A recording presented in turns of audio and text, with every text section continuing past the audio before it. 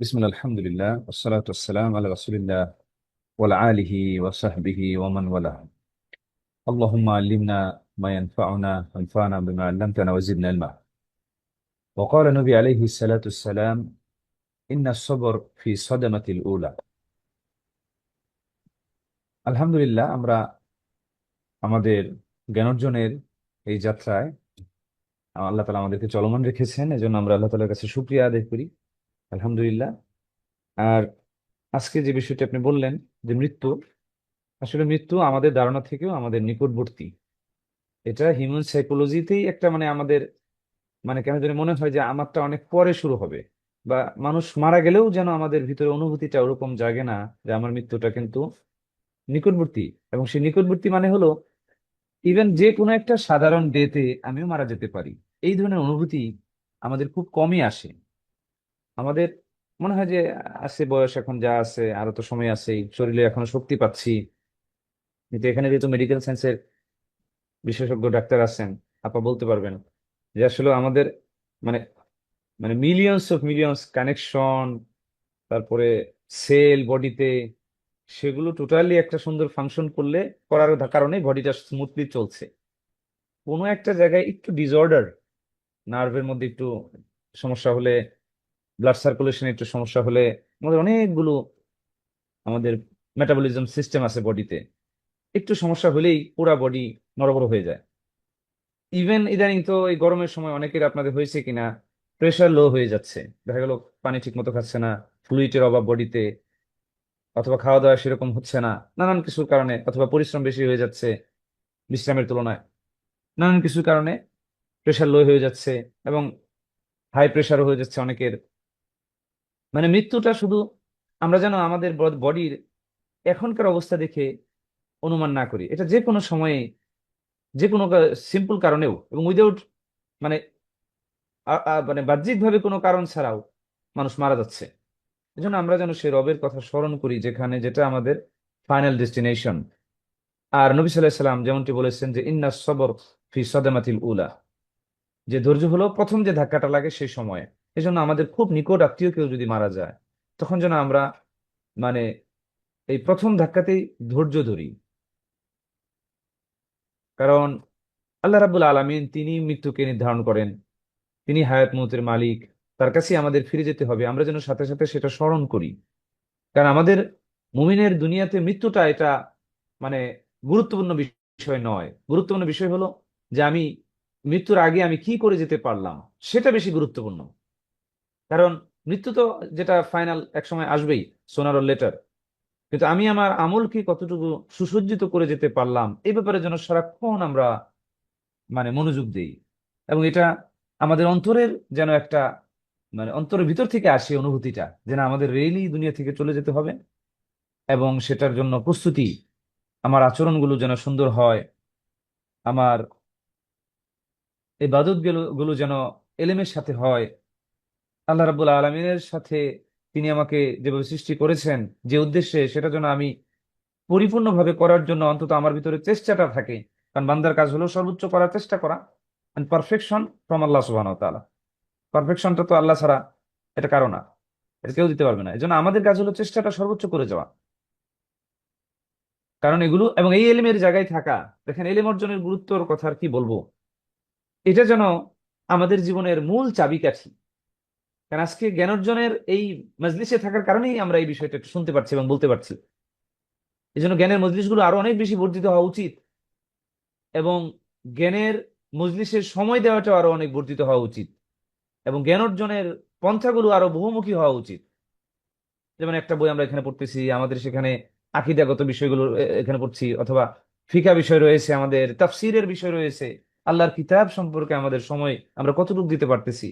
কারণ আমরা কি আল্লাহ রাব্বুল আলামিন যে ইনস্ট্রাকশন আমাদেরকে দিয়েছেন, সেটা কতটুকু আমরা জানার সুযোগ পেলাম, জানার আগ্রহ পোষণ করে সেই ব্যাপারে সময় ব্যয় করলাম। কারণ যত আমি আল্লাহ থেকে দূরে থাকতেছি, দিন আমার কাছে, দুনিয়া আমার কাছে তত বেশি কঠিন হয়ে যাচ্ছে। পরকাল থেকে তত বেশি আমি দূরে সরে যাচ্ছি, আমার অন্তরের অবস্থা তত বেশি দুর্বল হয়ে যাচ্ছে। তো এই জন্য সে এলমের সাথে সবসময় লেগে থাকার চেষ্টা করা, এবং এটা কোনো ক্রমে শয়তান আমাদেরকে যেন ধোঁকা না দেয়। এবং শয়তান সবসময় কিন্তু মানে তার এটা একটা চাওয়া, সে কি করবে, এলেম অর্জন থেকে আমাদেরকে কাট অফ করে রাখবে। কারণ এই জায়গায় সে বিচ্ছিন্ন করতে পারলে পরবর্তীতে ইন্টারনাল নষ্ট করা, সেটা হয়তো সে বান্দা এখন অনেক ইবাদত করে, কিন্তু এলেম অর্জন থেকে তখন যাকে কাট আউট করে ফেলবে, এলেমের সাথে সংযোগ, তখন আস্তে আস্তে শয়তান তাকে ইজিলি ধরতে পারবে। কেন ধরতে পারবে? কারণ সে নিজেকে প্রটেক্ট করার জন্য যে ধরনের নলেজ গুলো, এগুলো আস্তে আস্তে সে আলোচনা না থাকার কারণে ভুলে যেতে থাকবে। ফলে শয়তানের সামান্যতম ধোঁকাতেই তার পদস্খলন ঘটবে। আল্লাহ তাআলা আমাদের হেফাজত করুন। এই জন্য শয়তানের অন্যতম একটি বড় কাজ হলো জ্ঞান অর্জন থেকে মানুষকে মাহরুম করা, এবং বেশি গুরুত্বপূর্ণ জিনিস থেকে কম গুরুত্বপূর্ণ জিনিসের মধ্যে মানুষকে নিয়োজিত করে রাখা। যেমন আমি যদি প্রশ্ন করি গত আমাদের সেশনের আলোকে, যে সমসাময়িক বিষয়ের জ্ঞান অর্জন, যেমন ওই রাজনৈতিক বিষয়, সাংবাদিকতা, what is going on in the world, এই ব্যাপারে জানা, এইসব ব্যাপারে খোঁজ খবর রাখার বিষয়টা কেন ইসলামী শরীয়তের জ্ঞান অর্জনের পরে হওয়া উচিত? এটার উত্তর কে বলতে পারবেন? সেগুলোর ব্যাপারে ব্যস্ত হওয়া এটা শরিয়ার জ্ঞানের পরে হওয়া উচিত। জি, আমাদের সম্মানিত রাখি আপা, জি আপনি বলুন। উনি আগে হাত তুলেছেন, এই রাখি জন্য আপা ওনাকে হাত সুযোগ দিচ্ছি। জি তুলছেন। জি জি। তারপরে তাহমিনা আক্তার, উনিও ইনশাল্লাহ, ওনাকে আরেক প্রশ্ন করবো যেহেতু উনিও হাত তুলেছেন, আসসালামু বা আলাইকুম এটার ব্যাপারে রহমতুল্লাহি ওয়া উনিও মত দিতে বারাকাতুহু। পারবেন। ওয়ালাইকুম আসসালাম রহমতুল্লাহ। আল্লাহ তাবারাকা আমাদের উপর উপকারী দ্বীনি ইলম অর্জনের নির্দেশ দিয়েছেন। উপকারী ইলম বলতে কুরআন ও সুন্নাহর ইলমকে বোঝায়। উপকারী ইলম হচ্ছে নূর, যা সূরা নিসার 174 নম্বর আয়াতে উল্লেখ করেছেন।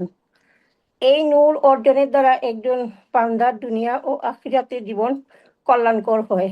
দুনিয়ার জীবন পবিত্র ও পরকালীন সাফল্য লাভ করে, আখিরাতে জান্নাত ও শান্তিময় জীবন লাভ করে। যারা শরীয়ত ও আকীদার ইলম ছাড়া প্রথমে সংস্কৃতি, সাংবাদিকতা ও রাজনৈতিক বিষয়াবলিতে চলমান বৈশ্বিক পরিস্থিতিতে লিপ্ত হয়, তারা শুধুই বিভ্রান্তি বিস্তৃত করে। তারা উদ্ভ্রান্ত হয়, কেননা তারা কল্যাণের জিনিসের বিনিময়ে অকল্যাণের জিনিস গ্রহণ করে, সময় নষ্ট করে। এসব জ্ঞান দ্বারা দিনের জ্ঞান হাসিল হয় না, কারণ এসব জ্ঞান অধিকাংশ বাতিল, ধোঁকা ও প্রবঞ্চনা। ফলে এগুলির দ্বারা পথভ্রষ্ট হওয়া ছাড়া এ আর কোনো কিছু নয়। তাই আমাদের উপকারী দিনের জ্ঞান প্রথমে লাভ করতে হবে। চলমান বিষয়ের জ্ঞান বা ফিকহুল ওয়াকি, এটাও করতে হবে। শারঈ ফিকহের অর্জনের পর শারঈ ফিকহের আলোকেই সমকালীন বিষয়, বর্তমান বিশ্বে নতুন নতুন মতবাদ আমদানি হচ্ছে, তার প্রতি দৃষ্টি দিবে। ভালো মন্দ যাচাইয়ের জন্য শারঈ ইলমের সামনে সেগুলি পেশ করবে। একজন ব্যক্তি শারঈ ইলম অর্জন ছাড়া কখনোই হক বাতিল এবং হিদায়াত ও ভ্রষ্টতার মাঝে পার্থক্য নিরূপণ করতে সক্ষম হবে না। তাই মাশাল্লাহ মাশাল্লাহ, শুক্রান শুক্রান। আপনি যেটা বলেছেন অলরেডি উত্তরটা এখানেই হয়ে গেছে। মানে আমি যেটা চেয়েছিলাম সেটা আপনি বলতে পেরেছেন, যে চশমা হিসেবে কাজ করবে সানগ্লাস। সানগ্লাস দিয়ে যেমন আমরা দেখি, এর মাধ্যমে একইভাবে আমাদের, এবং এটা আমাদেরকে প্রটেক্ট করে সূর্যের অতিবেগুনি রশ্মি থেকে, আমাদের চোখকে প্রটেক্ট করে, ধুলাবালি থেকে প্রটেক্ট করে, বাইরের অধিক টেম্পারেচার থেকেও চোখকে হয়তো প্রটেক্ট করে, বাইরের ক্ষতিকর জিনিস সাডেনলি এসে চোখকে আঘাত করা থেকে সানগ্লাস প্রটেক্ট করে। ঠিক তেমনি শরীয়তের এলেম দ্বারা, এলেম অর্জনের পরে যখন তিনি এই সমসাময়িক বিষয়ে ব্যস্ত থাকবেন, বা এগুলো নিয়ে ব্যস্ত থাকা না, এগুলো নিয়ে জ্ঞান চর্চা করবেন, এগুলো নিয়ে একটু জানবেন, জানাটাও জরুরি, আমি বলছি না যে জরুরি নয়। একজন মুমিনের বৈশ্বিক হাল অবশ্যই জানা উচিত। সারা বিশ্বে কি ঘটছে, সারা বিশ্বের মুসলমানদের অবস্থা কি, যেন সে সেটা নিয়ে চিন্তা করতে পারে। তার স্পেশালাইজেশন অনুসারে তিনি সেখানে কি সহযোগিতা করতে পারেন, সেভাবে তিনি ভাববেন। একজন মুমিন যদি ভালো লেখনী শক্তি থাকে, তিনি বৈশ্বিক পরিস্থিতির আলোকে তিনি সেই ব্যাপারে ভালো লিখতে পারেন। তিনি যদি কথা বলার অ্যাবিলিটি ভালো থাকে, তিনি কথা বলবেন। তিনি তার চিন্তা দিয়ে বিভিন্নভাবে মানুষকে সহযোগিতা করবেন। কিন্তু কিভাবে করবেন যদি সে বৈশ্বিক হাল সম্পর্কে না জানে? এই জন্য মুমিন সেটাও করবে, কিন্তু তার যদি শরীয়তের এই এলেমের সানগ্লাস না থাকে, তাহলে এই বৈশ্বিক বিষয়ে যেগুলো গুণায়মান, যেখানে অধিকাংশ রয়েছে পথভ্রষ্টতা এবং মানুষের চিন্তার মিশ্রণ, শুদ্ধ চিন্তা বিকৃত চিন্তা, সবকিছুরই ফলাফল সেখানে রয়েছে, সেই ধরনের আউটপুট থেকে নিজেকে প্রোটেক্ট করার জন্য এই শরীয়তের সানগ্লাস দিয়ে সেগুলোকে যাচাই করে করে তাকে দেখতে হবে, এবং সেখানে ভালো মন্দ গ্রহণ করতে হবে, ভালোটা গ্রহণ করবে, মন্দটা থেকে সে নিজেকে প্রোটেক্ট করবে। এই জন্য এটা কিন্তু অত্যন্ত জরুরি একটা বিষয়, মানে এটা এত বেশি জরুরি আমরা যেন জীবনের প্রতিটা ক্ষেত্রেই এই কথাটাকে খেয়াল করি। এটা যেমন ইসলামিক, দেখেন এই কথাটার ওয়েটটা অনেক বেশি, এইমাত্র আমি যেটা বললাম, যেটা শুধু বৈশ্বিক বিষয়, ক্ষতিকর জিনিস থেকে নিজেকে বাঁচার জন্যই মানে শরীয়তের এলেমটা প্রথমে জরুরি নয়, যে সানগ্লাস ইউজ করে ভালো মন্দের একটা মাপকাঠি তার দাঁড় হয়ে যাবে। মানে শরীয়তের এলেমের মধ্যে একটা ভালো মন্দের একটা মাপকাঠি রয়েছে, এই মাপকাঠি দিয়ে আপনি আপনার ব্যক্তি জীবনেও বিভিন্ন ক্ষেত্রে কাজে লাগাতে পারেন। আপনি যদি সংসার জীবনে থাকেন, সেখানেও আপনার এই শরীয়তের এলেম প্রতিনিয়ত কাজে লাগবে। মানুষের হক, পরিবারের প্রত্যেকটা সদস্যের হক জানা, কোন হক কোনটা আল্লাহ তাআলা বলেছেন, কোনটাকে বর্জন করতে বলেছেন, কোনটা আদায় করতে বলেছেন, আমি যদি না জানি তাহলে প্রত্যেকের হক আমি যথাযথ দিতে পারছি না। পরিণতিতে কি হবে? পরিণতিতে সংসার অশান্তি হবে, শয়তান তাদেরকে ধোঁকা দিয়ে বিদ্বেষ সৃষ্টি করবে, সংসারের মধ্যে ভাঙন সৃষ্টি করবে, এবং এটা ঘটছে ব্যাপকভাবে। পরস্পরের হক না জানার কারণে, আচরণ কিভাবে করতে হবে না জানার কারণে প্রতিনিয়ত ঘটছে। এই জন্য ইবনুল কাইয়িম আল জাওজি তিনি তার বিখ্যাত কিতাব মিফতাহু দারিস সাআদাতে বলেছেন, আল জাহাল শাজারাতুন তানবুতু মিনহা কুল্লু শুরুর। অজ্ঞতা হলো একটি গাছের মতো, অজ্ঞতা হলো একটি গাছের মতো যেখান থেকে সমস্ত অনিষ্টতার ডালপালাগুলো ছড়িয়ে যায়। তাহলে এই ignorance, ignorance about what? Ignorance about the knowledge of Islamic শরিয়া, শরীয়তের নলেজের অভাব, এটা এই ধরনের ইগনোরেন্স। তাহলে এই ইগনোরেন্সের কারণে কি হবে? এটা বসে থাকবে না, তার ব্রেন বসে থাকবে না।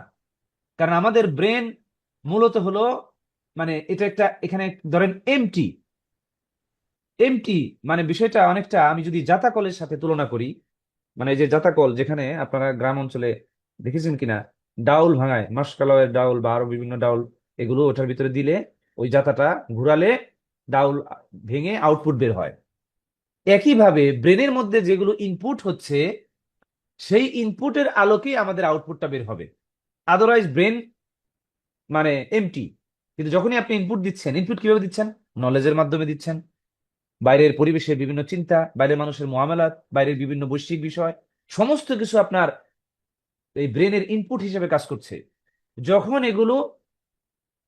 এইগুলোই আপনার চিন্তা চেতনা, যে কোনো বিষয়ে মতামত দেওয়ার জন্য মাপকাঠি হিসেবে দাঁড় হয়ে গেছে, ফলে আপনি যে কোনো বিষয়ে আপনি যখন মতামত দেন ওগুলোর আলোকে দেন। ফলে আমাদের অবশ্যই সতর্ক থাকতে হবে যে আমাদের ভিতরে ইনপুট হিসাবে কি যাচ্ছে। এই জন্য ইনপুট হিসাবে প্রথমে যেন শরীয়তের এলেমটা যায়। ফলে অন্য ইনপুট যখন ভিতরে ঢুকতে যাবে, তখন শরীয়তের এলেম সেগুলোকে ছেকে সঠিকটা ঢুকাবে। পরবর্তীতে আপনি বিভিন্ন মতামত, সিদ্ধান্ত এবং আচার আচরণ, মুআমালাত, ব্যবহার, মানুষের হক আদায়, সমস্ত ক্ষেত্রে আপনার আউটপুটটা হবে শরীয়তের এলেমের আলোকে। এবং শরীয়তের এলেমে এটা কেন পারফেক্ট? কারণ এটা আল্লাহ রাব্বুল আলামিনের পক্ষ থেকে এসেছেন। আল্লাহ রাব্বুল আলামিন তিনি জানেন বান্দার হকটা পরিপূর্ণভাবে কিসে আদায় হবে। মানুষ হয়তো বলতে পারে অমুকটা করলে তার একটা কিছু কিছু দেওয়া হবে, কিন্তু বান্দার হক পরিপূর্ণভাবে আদায় হবে কিসের মাধ্যমে? একমাত্র আল্লাহ রাব্বুল আলামিনই তিনি জানেন যে কোন কাজ করলে হবে।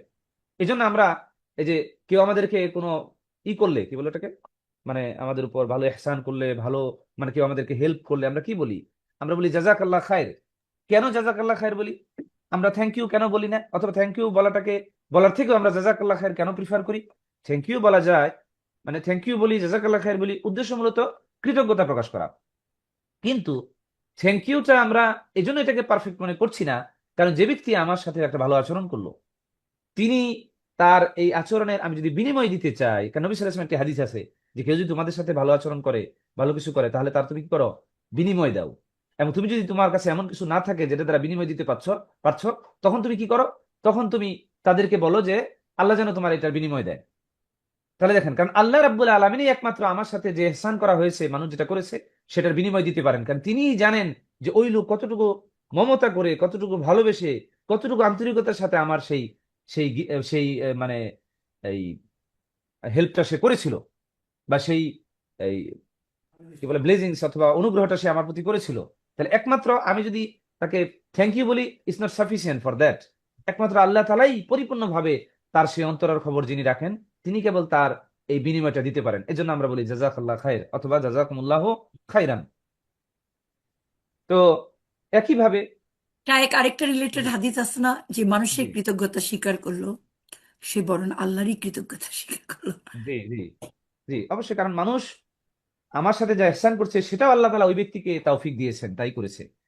এই জন্য আমাকে যখন সে বললো জাযাকাল্লাহ খায়ের, আল্লাহ তোমার প্রতিদান দিন, আমিও তার জন্য দোয়া করে দিই সাথে সাথে যে ও ইয়াকা, মানে তোমার জন্য একই রকম, তোমারও যেন আল্লাহ তাআলা, এই যে তুমি আমার জন্য দোয়া করলা যে জাযাকাল্লাহ খায়ের, আল্লাহ যেন তোমাকেও এর উত্তম প্রতিদান দেন। দেখেন ইসলাম কত সুন্দর, প্রত্যেকটা লজিক্যাল এখানে বিষয় রয়েছে। প্রত্যেকটা ইসলামের জন্য ইবনুল কাইয়িম আল জাওজি সম্ভবত উনি বলেছেন যে ইসলামের প্রত্যেকটা বিষয়ে কি রয়েছে, বিহাইন্ড এভরি রুলিংস শায়েক, দেয়ার ইজ আমি এ আপনাকে লজিক। একটু ইন্টারাপ্ট করছি, বোনদেরকে একটু স্মরণ করাই দিতে চাই। আমাদের বাচ্চারা সবাই, অনেকেই, অনেক বোনরাও জাজাকাল্লাহ, জাজাকাল জাজাকুমুল্লাহ খাইরান বা জাজাকাল্লাহ খাইরান, খয়রান এই কথাটা না বলে শুধু শর্টলি জাজাকাল্লাহ বলে।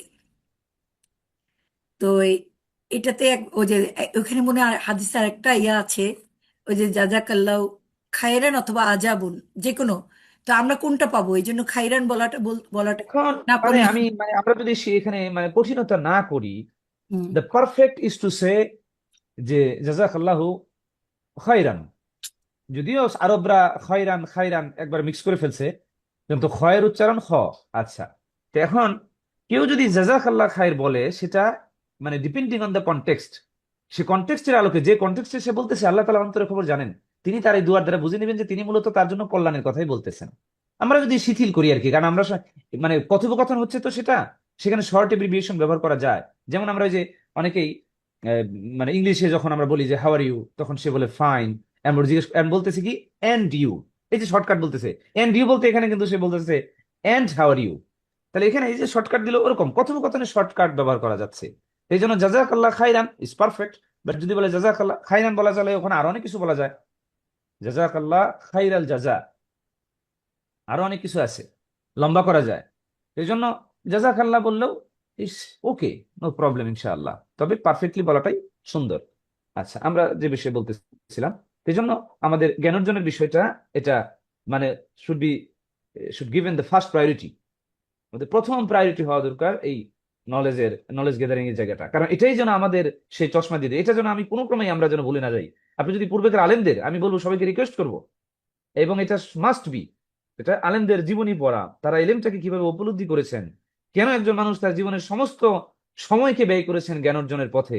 তার বুঝতে হবে যে এটাকে তারা দেখেছেন সমস্ত অনিষ্ট থেকে বাঁচার ডাল। এবং রিয়েলি তাই, অনিষ্ট থেকে বাঁচার যেন আল্লাহ রাব্বুল আলামিন একটা সিস্টেম দিয়েছেন এই জ্ঞানের মাধ্যমে। আল্লাহ হেফাজত করবেন, কিন্তু সেই জ্ঞান তিনি দিয়েছেন মানুষকে অর্জনের সুযোগ। তাহলে সেই জ্ঞান অর্জন কোনো ক্রমে যেন আমাদের অলসতা না আসে, এবং আমাদের আজকে আমরা এখানে যেটা যেন আমাদের সন্তানদেরকেও যেন, আমরা যদি চাই যে আমাদের সন্তান এই দুনিয়াতে মানে সিকিউর থাকুক, তাহলে আমরা যেন এই সামনের যে জগৎ বা প্রযুক্তির যে সামনে বিভিন্ন বিষয় আসতেছে, প্রটেক্ট করার জন্য এলমে শরিয়া তাকে দিতে হবে, এই প্রোটেক্টিভ গিয়ার তাকে দিতে হবে। তাদেরকে সারাক্ষণ যেন আমরা অন্তত নলেজ গ্যাদারিং এর ব্যাপারটা কোনো ক্রমে যেন এখানে আমরা শিথিলতা না করি। তবে আমি আবারও বলছি, নলেজ এখানে বেনিফিশিয়াল নলেজ, যেমনটি নবী সাল্লাল্লাহু আলাইহি ওয়াসাল্লাম আমাদেরকে দোয়া করতে বলেছেন যে কি রব্বি জিদনি, আল্লাহ মিন্নি আসআলুকা ইলমান নাফিয়া, আল্লাহ মিন্নি আসআলুকা ইলমান নাফিয়া, হে আল্লাহ বেনিফিশিয়াল নলেজ আপনি আমাদেরকে দান করুন। তাহলে তাদেরকে আমরা সেই বেনিফিশিয়াল নলেজ থেকে যেন মাহরুম না করি অন্যান্য জ্ঞানের পাশাপাশি, এবং বেনিফিশিয়াল নলেজটা যেন আমরা ফার্স্ট প্রায়োরিটি দেই। এই জন্য যে সেই জ্ঞানগুলোর দ্বারাই মূলত তার অন্যান্য জ্ঞানগুলোকে শাকনের মাধ্যমে ভালো মন্দ যাচাই করে সে অ্যাকসেপ্ট করবে। তারপরে আমরা এই আরেকটি প্রশ্ন আমরা গত দেখেছিলাম, যদিও সেটাও জরুরি, এগুলো রিমাইন্ডিং হচ্ছে, তারপরে এগুলো আমি জরুরি মনে করি। যেমন সাহাবি বা বিভিন্ন ইসলামিক আলেমগণ, তাদের চরিত্র অবলম্বন করে নাটিকা অনেক ভালো উদ্দেশ্যে অনেকেই পড়ে, ইভেন ইসলামিক লোকেরাই, স্কুল কলেজে বিভিন্ন মাদ্রাসায়। কিন্তু কেন সেগুলো সমীচীন নয়? জি তাহমিনা আক্তার আপা, জি আপনি বলুন, হ্যাঁ, কেন এটা এটা বলতে, করা সমীচীন নয়? জি এটা করা উচিত না, কারণ এটা করলে এটা উপস্থিত লোকদেরকে শুধুমাত্র বিনোদন দেওয়া এবং হতবুদ্ধি করা, এটা একটা গেল দিক। লোকেরা অভিনয় করে, ইসলামের মর্যাদাবান ব্যক্তিদের চরিত্র অভিনয় করে, এমনকি কখনো কখনো তারা সাহাবাদের চরিত্র অভিনয় করে। এগুলা করলে তাদেরকে অমর্যাদা করা হয়। কারণ কেন মানে অমর্যাদা করা হয়? কেন বিকজ অমর্যাদা করা হয়? কারণ ওই ওই ওই লোকগুলা অনেক সময় পাপাচারী থাকে, তাদেরকে চোখের মধ্যে তাদের অ্যাক্টর গুলো বাসতে থাকে। তখন লাইক আমি যেমন একটা নাটক দেখছিলাম, ইউসুফ জুলেখা, ওই নায়কই আমাকে ইউসুফ মনে হইতেছিল। হ্যাঁ, গুড, দ্যাটস গুড, উদাহরণটা সুন্দর। আপনি প্র্যাকটিক্যালি বলেছেন যে এটা তখন মনে হইতেছিল যে ইসুফ আলাইহিসসালাম মনে হয় এরকম, অথচ এই ধরনের লোকগুলোর দেখেন হ্যাঁ, সবচেয়ে বড় ডেঞ্জারাস সমস্যাটা কোথায়, যেটা আমি উত্তরে আশা করতেছিলাম, সেটা হলো যে সেই সকল সাহাবা রাদিয়াল্লাহু আনহুম এবং আমাদের মানে উজামা, ইসলামে যারা বিশিষ্ট ব্যক্তিত্ব, আলেমগণ, তাদের সবচেয়ে গুরুত্বপূর্ণ যে বিষয়টা হলো তাদের চলাফেরা, আচরণ, অঙ্গভঙ্গিমা, কথা বলার স্টাইল, ব্যক্তিত্ব, পার্সোনালিটি, এগুলো। কিন্তু যে ব্যক্তি এটা করতেছে সেটা তো তার নিজস্ব ব্যক্তিত্বের আলোকে সেই সাহাবীদেরকে তুলে ধরার চেষ্টা করছে। ফলে আমরা যেন ভুলেই যাই সেই মুহূর্তে যে আসলে যে জিনিসটা আমরা দেখতেছি এটা হলো তার ব্যক্তিত্ব, কারণ অভিনয়ের সময় মানুষের তো সেটা সেন্স থাকে না। এই জন্যই তো নাটক সিনেমা দেখার সময় মানুষ কাঁদে, যদিও ওই সময় ওগুলো সে করতেছে অভিনয়, কিন্তু মানুষ ওই সময় তার ব্রেনকে সে ডিফারেন্সিয়েট করতে পারে না যে সে যা দেখছে এটা রিয়াল না। একইভাবে যারা ভিডিও গেমস খেলে এই ভার্চুয়াল লাইফে যায়, তারাও কিন্তু সেখানে ভুলে যায় যে সে সে তার মানে রিয়াল লাইফে নাই, সে ভার্চুয়াল লাইফে আছে। ফলে সেখানে তার সেই জিনিসগুলো তার ক্যারেক্টারিস্টিক্স গড়ে তোলে, তার ভিতরে আচরণকে নিয়ন্ত্রণ করে। ফলে তার অঙ্গভঙ্গিমা, তার ভিতরে এগ্রেসিভনেস, এগুলো তৈরি করে। কারণ কারণ সে রিয়ালিটি এবং ভার্চুয়াল লাইফকে বুঝতে পারে না। লাইকওয়াইজ অভিনয়ের ক্ষেত্রেও যখন একজন সাধারণ ব্যক্তি সাহাবীদের ক্যারেক্টার্স বা সেই আচরণকে অভিনয় করে দেখাচ্ছে, তখন সেই ব্যক্তি তার নিজস্ব ব্যক্তিত্বের মাধ্যমে সেটা দেখাচ্ছে। ফলে আমরা অনেক সময় ভুলে যাই যে এই যে সে অঙ্গভঙ্গিমাটা করলো, যেভাবে সে কথা বললো, যেভাবে সে আচরণ করলো, এগুলো এটা যে তার ব্যক্তিত্ব, মানে তার নিজের ব্যক্তিত্ব, এটা সাহাবীদের নয়, এটা আমরা ভুলে যাই।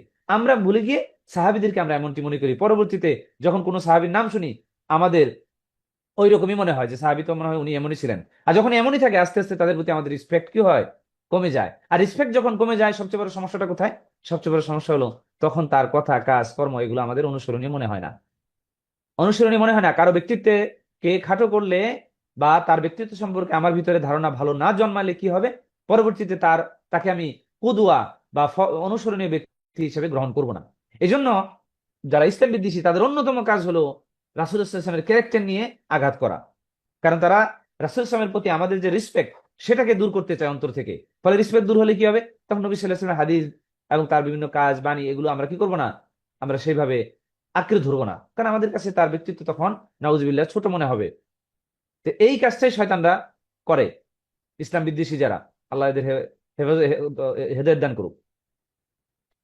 তো একইভাবে এই যারা নাটক, অভিনয় এগুলো করেন, শায়েখ ফৌজান হাফিজাহুল্লাহ তিনি বলেছেন যে এগুলো আমি জায়েজ মনে করি না, কারণ এগুলো ব্যক্তিত্বকে খাটো করা হয়। জাযাক। এখানে শায়েখ একজন প্রশ্ন করতেছেন যে মা রাই ফদিলাতিকুম في بعض الشباب الذين يتكلمون في مجالسهم عن ولاية الأمور في هذه البلاد بالسب والطعن فيهم। মানে একজন শায়েখকে প্রশ্ন করতেছেন যে শায়েখ, অনেক যুবকরা আছে, তারা করে কি, তারা তাদের বিভিন্ন মজলিসে এই এই দেশের শাসকদের গালিগালাজ করে, তাদেরকে, তাদের ব্যাপারে মানে সমালোচনা করে, আরবদের কথা বলতেছেন। এখানে আমাদের জন্য শিক্ষণীয় রয়েছে, তাই প্রশ্নটা আমি পড়তেছি। তখন বলতেছেন যে এই যে হাযাল কালাম মারুফুন আন্নাহু বাতিল, এই জিনিসটা, এটা সকলেরই জানা যে এটা বাতিল কাজ। মানে এই যে বিচারকদের ব্যাপারে, এই শাসকদের সমালোচনা করা, নিজেদের মজলিসে তাদের ব্যাপারে তাদেরকে গালিগালাজ করা। ও হাউলাই ইম্মা আন্নাহুম ইয়াকসুদুনা আশ-শার, বলছে সেই মানুষগুলো হয়তো তাদের উদ্দেশ্য হলো তারা অনিষ্টতা চায়। ওয়া ইম্মা আন্নাহুম তাআসসারু বিগাইরিহিম মিন আসহাবি দুআত আল-মুদিল্লাহ আল্লাযীনা ইউরিদুনা সুলবা হাযিহি নি'মা আল্লাতী নাঈশুহা। বলছে অথবা এই সকল মানুষগণ তারা কি করে, এই যে পথভ্রষ্ট যে দায়ী আছে, যারা এই যে নিয়ামতের মধ্যে আমরা আছি, সাহেব বলতেছেন আল্লাতী নাঈশুহা, আমরা যে নিয়ামতের মধ্যে রয়েছে এই দেশে, এই পথভ্রষ্ট দায়ীদের কাজকর্ম দ্বারা আমাদের কি করতে চায়, এরা এই হয়, এরা নিজেরা ওই সকল পথভ্রষ্ট দায়ীদের দ্বারা তারা নিজেরা আগে প্রভাবিত হয়, হয়ে তারা পথভ্রষ্ট দায়ীদের দ্বারা প্রভাবিত হয়ে এই কাজগুলো করে। কোন দায়ীরা? যারা চায় সেই দায়ীগুলো হলো যারা চায় যে আমরা যে নিয়ামতের মধ্যে আছি এগুলো যেন আমাদের থেকে উঠে যায়। তাহলে সেই সমস্ত দিনের দায়ী পথভ্রষ্ট দায়ীদের দ্বারা প্রভাবিত হয়ে এই যুবকগুলো মূলত এই কাজগুলো করে। তারপরে বলতেছেন নাহনু আল্লাহি ওয়ালিল্লাহিল হামদ আলা সিকাতি আন ভিলায়াতিল আমরিনা। তিনি বলতেছেন যে আমরা আলহামদুলিল্লাহ আমরা আমাদের শাসকদের প্রতি আমরা আস্থাশীল, ওয়ালা সিকাতি মিনাল মানহাজি আল্লাযী নাসিরু আলাইহি, এবং আমরা যে মানহাজের উপর চলছি এই সালাফদের মানহাজ, এটার উপর আমরা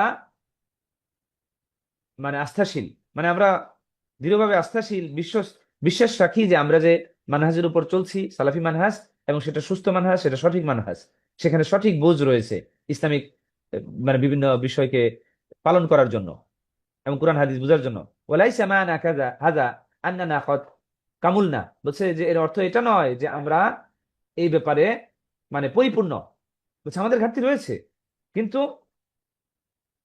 ওয়ান্না লাইসা ইনদানা নাকসুন ওয়ালা তাকসিরুন, বলছে আমাদের মধ্যে কোনো ঘাটতি নাই, আমাদের মধ্যে কোনো এই ত্রুটি নাই, এমনটি নয়।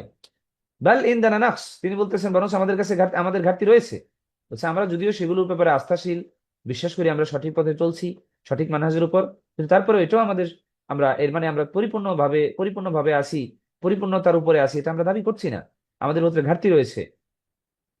ওয়ালাকিন নাহনু ফি সাবিলি ইসলাহিহি ওয়া ইলাজিহি ইনশাআল্লাহ বিতুরুকি শারঈয়া, বলছে কিন্তু আমরা সেগুলোকে শরীয়তের পথে মাধ্যমে আমরা কি করতেছি, সেগুলোকে সংশোধনের চেষ্টা করছি, সংশোধনের পথে আছি। মানে আমাদের সমাজে যেগুলো চলমান ত্রুটি বিচ্যুতি, সেগুলো আমরা স্বীকার করছি যে আমাদের মধ্যে পরিপূর্ণতা নেই, এগুলো আছে, কিন্তু আমরা শরীয়তের পথে আমরা সেগুলোকে সংশোধনের উদ্দেশ্যে রয়েছি বা সংশোধনের মধ্যেই রয়েছি, চেষ্টা করে যাচ্ছি। অফিয়াহাদি সাহেব এবার উদাহরণ দিচ্ছেন যে আমরা পরিপূর্ণ না, একইভাবে নবী সাল্লাল্লাহু আলাইহি ওয়াসাল্লাম জামানাও সেই পরিপূর্ণতা ছিল না, সেখানে অপরাধ ছিল। উদাহরণ হিসেবে তিনি বলছেন অফি আহদি নবী সাল্লাল্লাহু আলাইহি ওয়াসাল্লাম উজিদা মান ইয়াসরি, যে নবী সাল্লাল্লাহু আলাইহি ওয়াসাল্লামের জামানাতেও এমন ছিল ব্যক্তি যারা চুরি করত, ওজিদা মান ইয়াজনি, এমন ব্যক্তি ছিল যারা জেনা করত, ওজিদা মান ইয়াশরাবাল খামার, এমন ব্যক্তি ছিল যারা এই মদ খাইতো।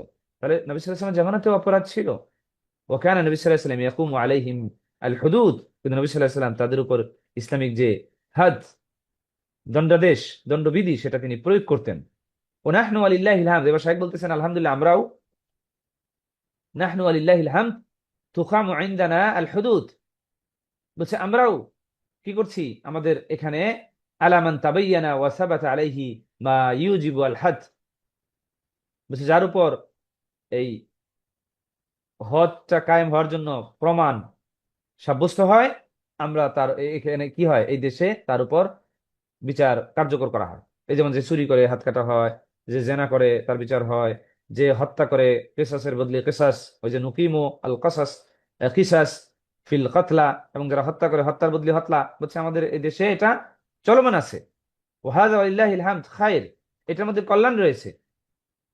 আল্লাহ তাআলা বলছেন যে কিসাসের মধ্যে কি আছে, হায়াত, জীবন রয়েছে। কিভাবে? কারণ আমরা যখনই আল্লাহর বিধানকে বাস্তবায়ন করা শুরু করব বা বাস্তবায়ন যেখানে থাকবে, সেই সমাজে অন্যরা সেভ হবে, ফলে অনেকের জীবন কি হয়ে গেল, নিরাপদ হয়ে গেল। কারণ যে অপরাধ করবে সে জানবে যে অপরাধ করলে এটা কোনো মুক্তি নেই। তার ফলে ইসলামিক বিধানকে কায়েমের মাধ্যমে আমরা মূলত মানুষের জীবনকে বাঁচিয়ে দিচ্ছি, অপরাধকে কমিয়ে দিচ্ছি। অনেকেই এখানে বলতে পারে যে আরে একটু চুরি করছে দেখি হাত কাটতে হবে, খুব মানবতা বোধ থাকলে মনে হয় এটাতে আসলে নিষ্ঠুরতা, কিন্তু আসলে উদ্দেশ্য কিন্তু এই নয় যে খালি চুরি করবে আর হাত কাটবো, দ্যাটস ইট। নো, উদ্দেশ্য হলো আইনটা কঠোর হওয়ার কারণে অপরাধটাই যেন না হয়। বরং কেন আমি এই কথাটা কেন বললাম, কারণ রাসূল সাল্লাল্লাহু আলাইহি ওয়াসাল্লামের জীবনী দিকে দেখলে কথা প্রসঙ্গে চলে আসে এই জিনিসগুলো প্রতীয়মান হয় যে উদ্দেশ্য শাস্তি দেওয়া নয়, উদ্দেশ্য হলো অপরাধকে বন্ধ করা। কারণ যেমন নবী সাল্লাল্লাহু আলাইহি ওয়াসাল্লাম একবার এই যে একজন আসলো, তিনি বললেন যে ইয়া রাসূলুল্লাহ আমাকে পবিত্র করুন। কেন?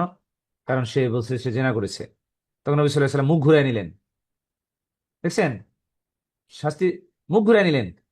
আবারও সে লোক সামনে গিয়ে এই কাজ করলো, স্বীকার করলো। এরকম তিনবার স্বীকার করার পরে যখন সে চলে যাচ্ছিল, তখন এক সাহাবীকে বললো যে একটু খোঁজ নেও তো, যে এ অসুস্থ কিনা, নেশাজাতীয় কিছু খাইছে কিনা। দেখেন, তার মানে ইসলাম যেন অপরাধীকে মানে ক্ষমা সুন্দর দৃষ্টিতে দেখছে, তাকে সুযোগ দিচ্ছে তওবা করার। গুনাহ করলে যেন মানুষকে না জানানোটাই উচিত, এটা যেন কেন যেন বোঝাচ্ছে যে না, গুনাহ করলে এটা প্রকাশিত করা উচিত না, এটা এরকম মাইক মেরে জানানো উচিত না। এতে কি হয়, সমাজে বিশৃঙ্খলা সৃষ্টি হয়। বরংস যে ব্যক্তি গুনাহ করে কিন্তু দিনের বেলা মানুষের কাছে বলে, গুনাহ করে রাত্রে কিন্তু আল্লাহ ঢেকে রাখেন, শাস্তি দেয় না, এই আশায় যে সে দিনের বেলা তওবা করবে, সে তওবা না করে সে কি করে, সে মানুষকে তার গুনার খবর জানায়, তখন এটা তার সাক্ষী হয়ে গেল। এই জন্য গুনাহ করলে এটা আল্লাহর সাথে সম্পর্ক, আল্লাহর কাছে সে ক্ষমা চাবে। তো দেখেন, ইসলাম দয়াশীল। তারপরে আরেক জেনাকারী, তারা এরকম জেনা করছে, তখন তাদেরকে পাথর মারা নির্দেশ দেওয়া হলো। যখন পাথর মারা শুরু করলো, সে একটা পলাইতে চেষ্টা করলো, তখন সাহাবীরা তাকে ধরে আবার পাথর মারছে। তখন নবী সাল্লাল্লাহু আলাইহি ওয়াসাল্লামকে যখন এটা বলা হলো, রাসূল সাল্লাল্লাহু আলাইহি ওয়াসাল্লাম বললো যে তোমরা তো তাকে ছেড়ে দিতে পারতে যখন সে পলাইতেছিল। দেখছেন, দয়ার নবী, তিনি দয়াশীল।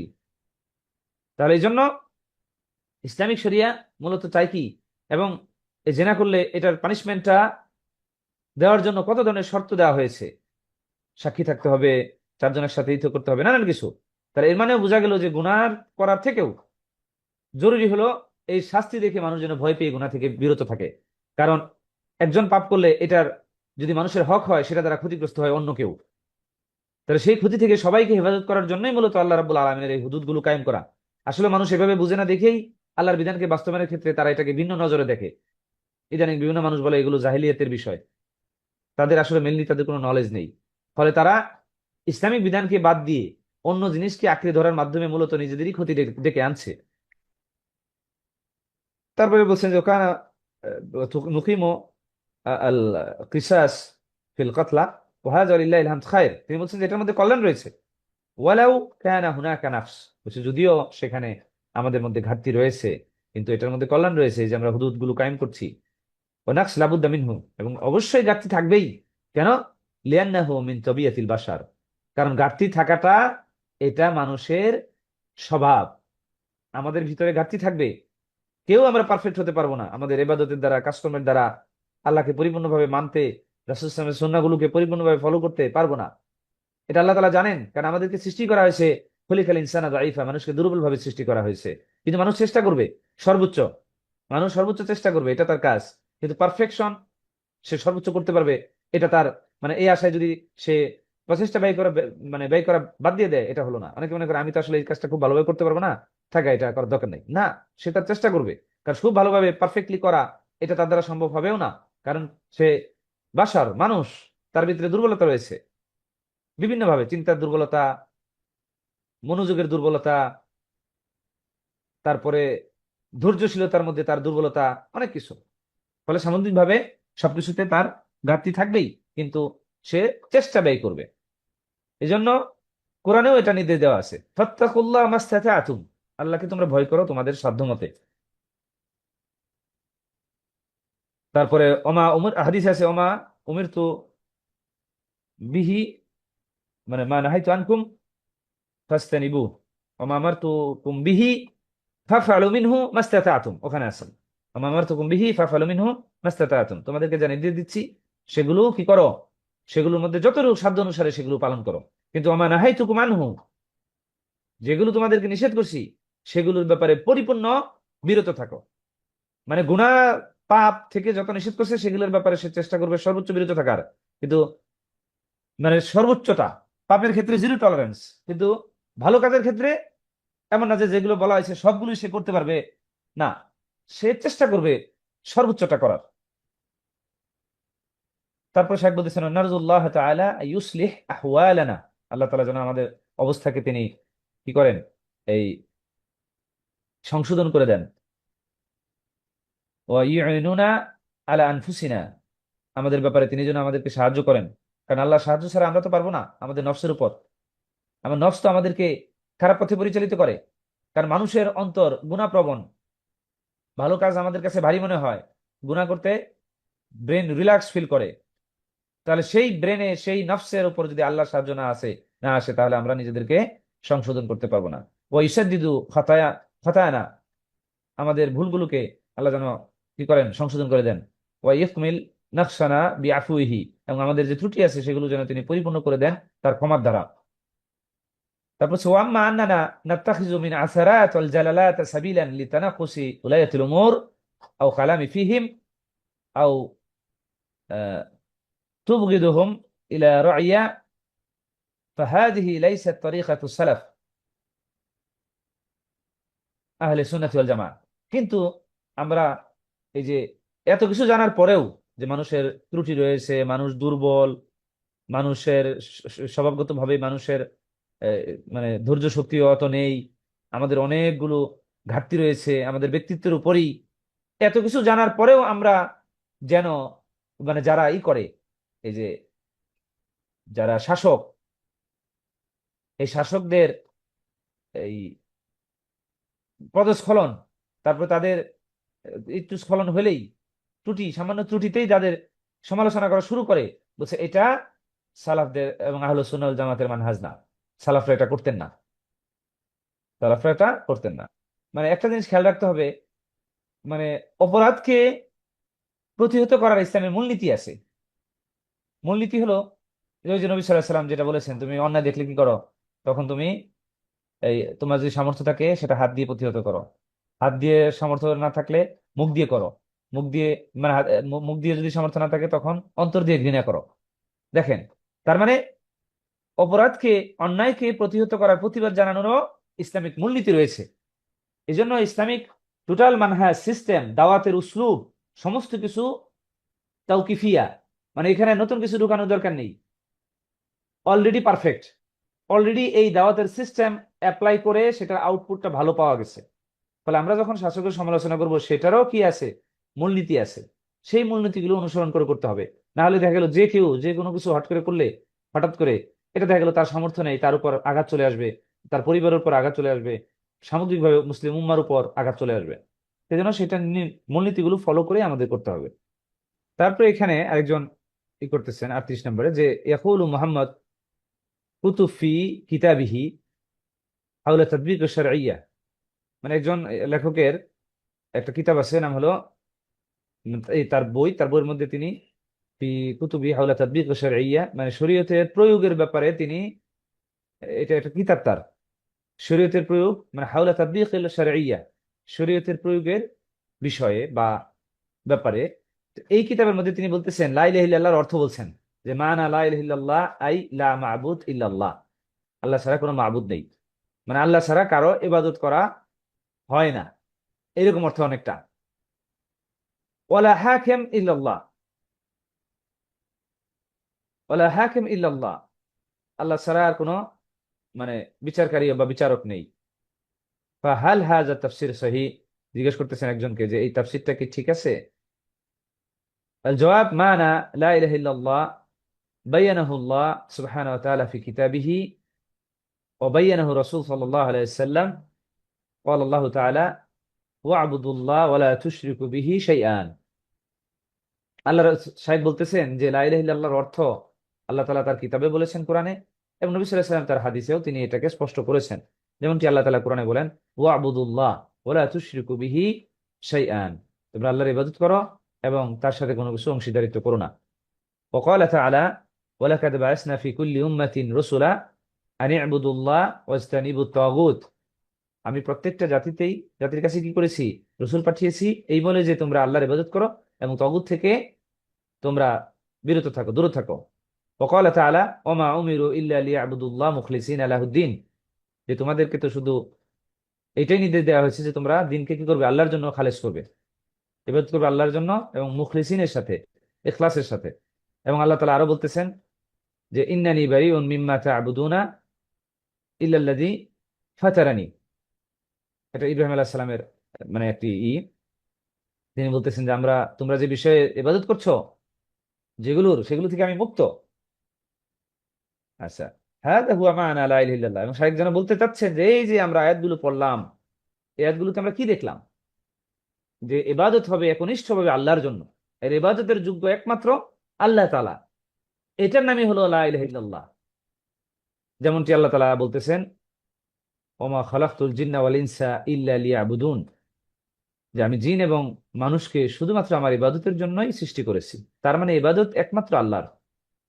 তারপরে নবী সাল্লাল্লাহু আলাইহি সাল্লাম তিনি বলতেছেন উমিরতু আন উকাতিলান নাস হাত্তা ইয়াকুলু লা ইলাহা ইল্লাল্লাহ ওয়া ফি রিওয়ায়াতিন ইলা আন ইউহিদুল্লাহ, যতক্ষণ পর্যন্ত আল্লাহর তাওহীদ তারা বাস্তবায়ন না করবে, যতক্ষণ পর্যন্ত তারা মানে লা ইলাহা না বলবে, যতক্ষণ পর্যন্ত তারা মানে আল্লাহর জন্য ইবাদতকে একনিষ্ঠ না করবে। ফাবাইয়ানা সাল্লাল্লাহু আলাইহি সাল্লাম, নবী সাল্লাল্লাহু আলাইহি সাল্লাম আমাদেরকে বলছেন বা ব্যাখ্যা করছেন যে আন্না মা'না লা ইলাহা ইল্লাল্লাহ হুয়া ইফরাদুল্লাহি তাআলা বিল ইবাদাতি কুল্লিহা, যে আল্লাহ রাব্বুল আলামিনকে সমস্ত ইবাদতের ক্ষেত্রে আল্লাহ তাআলাকে একক করা, সমস্ত ইবাদতের ক্ষেত্রে আল্লাহ তাআলাকে একক করা, মানে ইবাদত হবে শুধুমাত্র আল্লাহর জন্য। ওয়ালা বিল হাকিমিয়াতি ফাকাত, শুধুমাত্র এই বিচার বিষয় এগুলো দ্বারাই নয়, সমস্ত কিছু বিচার বিষয় একমাত্র আল্লাহ তাআলাই করতে পারবেন, হাকিম। সো বিচার হলো ইবাদতের একটি পার্ট, ঠিক তেমনি অন্য সমস্ত কিছু এটার মধ্যে অন্তর্ভুক্ত হবে। ইফরাদুল্লাহ তাআলা বিল ইবাদাতি কুল্লিহা, আল্লাহর বিধান অনুসারে বিচার করা এটাও একটা অংশ, কিন্তু আরো অনেক আছে। ওমানা লা ইলাহা ইল্লাল্লাহ আই লা মা'বুদা বিহাক্কিন ইল্লাল্লাহ, যদি বলি লা মা'বুদা, কোন মানে ইবাদত করা হয় এমন কেউ নেই, কিন্তু বাস্তবতা তো কথাটা সঠিক নয়। ইবাদত করা হয় এরকম আরো অনেক আছে, যেমন হিন্দুরা মূর্তি পূজার ইবাদত করে, খ্রিস্টানরা করে, ইহুদিরা করে, পৃথিবীতে শত শত ধর্ম আছে, তারা বিভিন্ন বিষয়ের ইবাদত করে। তা আল্লাহ ছাড়া কারো ইবাদত করা হয় না, এটা সঠিক নয়। আল্লাহ ছাড়া আর অনেকের ইবাদত করা হয়, কিন্তু মূল অর্থ হবে লা মা'বুদা বিহাক্কিন ইল্লাল্লাহ, that means there is no God worthy of worship except Allah, ইবাদতের সত্যিকারের যোগ্য আল্লাহ ছাড়া কেউ নাই, এইটা সঠিক অনুবাদ। ইবাদতের সত্যিকারের যোগ্য আল্লাহ ছাড়া কেউ নাই, অর্থাৎ তার মানে আমরা যেন বলতে চাচ্ছি ইবাদত যত কিছুরই করা হোক না কেন, করা হোক, করুক এগুলা, কিন্তু সত্যিকারের ইবাদত পাওয়ার যোগ্য আল্লাহ ছাড়া আর কেউ নাই, এটা হলো সঠিক মিনিং। ওয়াহুয়া ইখলাসুল ইবাদা লিল্লাহি ওয়াহদা, যে একমাত্র আল্লাহ তাআলার জন্য ইবাদতকে নির্দিষ্ট করা। ওয়ায়াদখুলু ফিহা তাহকিম তাহকিম আশ-শারঈয়্যা, তাহকিম আশ-শারঈয়্যা, শরীয়তের মাধ্যমে হুকুম বা বিচার করা, এটাও তার মধ্যে পড়বে। ওমানা লা ইলাহা ইল্লাল্লাহ আম্মু মিন যালিকা ওয়া আকসার, এজন্য শুধু শরীয়তের মাধ্যমে বিচার করা এই একটা জিনিসই লা ইলাহা ইল্লাল্লাহর অর্থের মধ্যে পড়ে না, বরং তার থেকে আরো অধিক ব্যাপক। ওয়াহাম্মু মিন তাহকিমিল কিতাব ফি উমুরিল মুনাজাআত, ওয়াহাম্মু মিন তাহকিমিল কিতাব ফি উমুরিল মুনাজাআত, এবং এই ঝগড়াঝাটির মধ্যে আল্লাহর দ্বারা বা বিবাদের মধ্যে আল্লাহ তাআলার শরীয়ত দ্বারা বিচার করা, এটার থেকেও আরো অনেক ব্যাপক। ওয়াহাম্মু মিন যালিকা ওয়া হুয়া ইজালাতু শিরক মিন আরদ,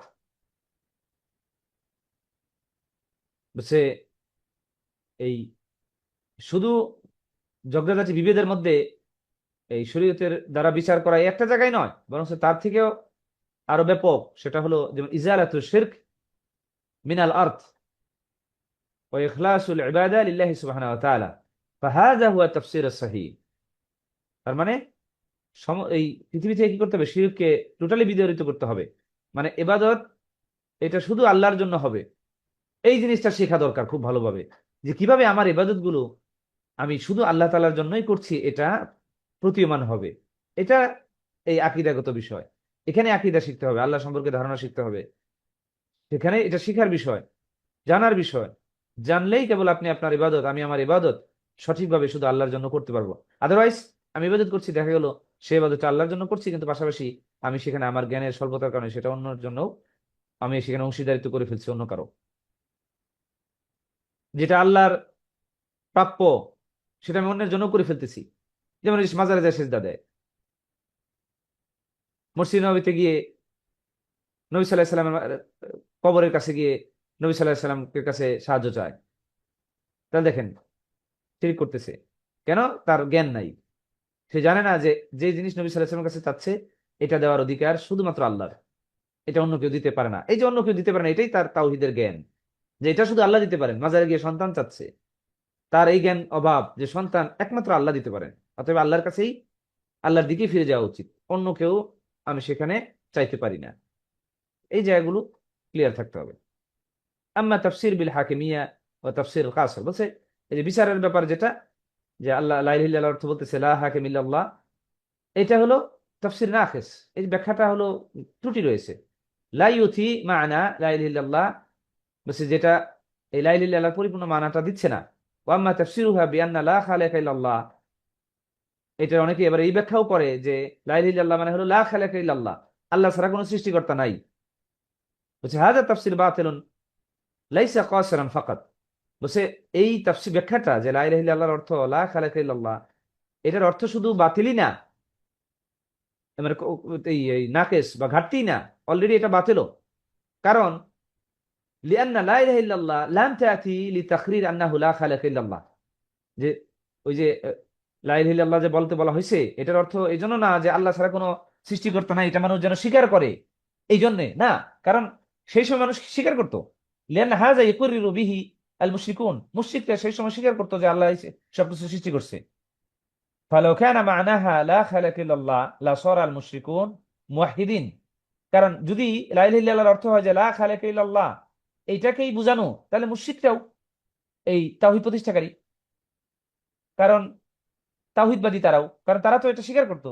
এই জন্য কোরআনে আছে, যদি তাদেরকে জিজ্ঞেস করুন যে কে এগুলো, লাইন সালতাহুম মান খালাকাহুম লা ইয়াকুলুন্না আল্লাহ, তাদেরকে যদি জিজ্ঞেস করা যে এগুলো কে সৃষ্টি করছে, তারা বলবে আল্লাহ। তার মানে তারা আল্লাহ যেগুলো সৃষ্টি করছে এটা তারা স্বীকার করে। তাহলে স্বীকার করার পরেও লা ইলাহা ইল্লাল্লাহ বলতে বলা হইতেছে, তাহলে কি জন্য? তাহলে বোঝা গেল যে লা ইলাহা ইল্লাল্লাহর অর্থ এই যে আল্লাহ সৃষ্টি করছে, আল্লাহ সৃষ্টিকারী আর কেউ না, এটা না, এই অর্থ না। কারণ এই অর্থ হলে তো মুশরিকরা অলরেডি মানে এটা স্বীকার করে ফেলতেছে। অর্থ হবে ইবাদতের যোগ্য আল্লাহ ছাড়া, সত্যিকার ইবাদতের যোগ্য আল্লাহ ছাড়া আর অন্য কেউ না, এটা মুশরিকরা স্বীকার করে না। তারা অসেতা মধ্যমপন্থী অবলম্বন করে, মধ্যবর্তী পথ অবলম্বন করে তারা এই আল্লাহর ইবাদত করতো।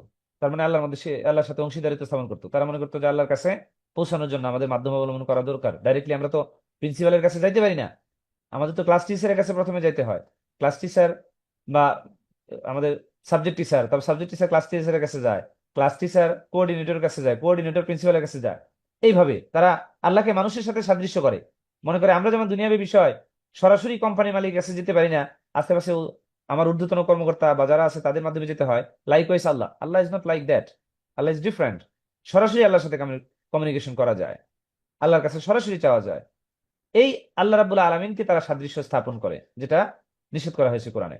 ওমানা হাযা আন্না আবা জাহাল মুওয়াহিদ ওয়া আবা লাহাব, এই যে বলছে যে ওই একটু আগে যেটা বললাম যে লাইন সালতাহুম, যেটা জিজ্ঞেস করেন যে কে সৃষ্টি করছে, এগুলো আল্লাহ সৃষ্টি করছে। তা আল্লাহ তাআলা সৃষ্টি করেছেন,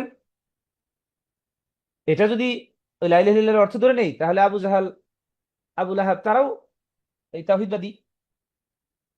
ওয়া তাফসিরুহা বিআন্না লা মা'বুদ ইল্লাল্লাহ তাফসিরু বাতিল, বলছে এটাও সঠিক না যে আল্লাহ ছাড়া কোনো ইবাদত মানে আর কারো ইবাদত করা হয় না। লিআন্নাহু ইয়ালজাম আলাইহি ইহদাতুল উজুদ ওয়া হুনাকা মা'বুদাত কাসীরা মিন আল আসলাম আল কুবুর, ওই যেটা আমি বলেছি এই কথাগুলো এখানে আসছে যে ইবাদত করা হয় এরকম আরো অনেক আছে, কবর, মূর্তি, এগুলো। কিন্তু ফাহাল ইবাদাতুহা ইবাদাতু লিল্লাহ, কিন্তু সেগুলোর ইবাদত কি আল্লাহর জন্য? না, সেগুলোর ইবাদত আল্লাহর জন্য না। এই জন্য সত্যিকারের হকের ভাবে ইবাদত একমাত্র আল্লাহর জন্য, আল্লাহ তাআলা একমাত্র ইবাদত পাওয়ার যোগ্য, অন্য কেউ নয়। এই জিনিসটাই অর্থ নেওয়া। ফালওয়াজিব ইকাল লা মা'বুদা বিহাক্কিন ইল্লাল্লাহ কামা ক্বালা সুবহানাহু ওয়া তাআলা ওয়া যালিকা বিআন্নাল্লাহা হুয়াল হক ওয়া আন্না মা ইয়াদউনা মিন দুনিহি আল বাতিল, যে আল্লাহ তাআলাই হলেন হক এবং আল্লাহ বাদে বাকি যাদেরকে তারা ডাকতেছে সেগুলো হলো বাতিল। সুবহানাকাল্লাহ ফিকুম। ইনশাআল্লাহ আমরা আমাদের এই দর্শকে আল্লাহ তাআলা যেন চালু রাখেন, এই বলে আমাদের আজকের এই সেশন এখানেই শেষ করছি। সুবহানাকাল্লাহুম্মা ওয়া বিহামদিকা আশহাদু আন লা ইলাহা ইল্লা আনতা আস্তাগফিরুকা ওয়া আতুবু ইলাইক। Subscribe to our YouTube channel, Know Tawhid First, and press the bell icon to get new video notifications.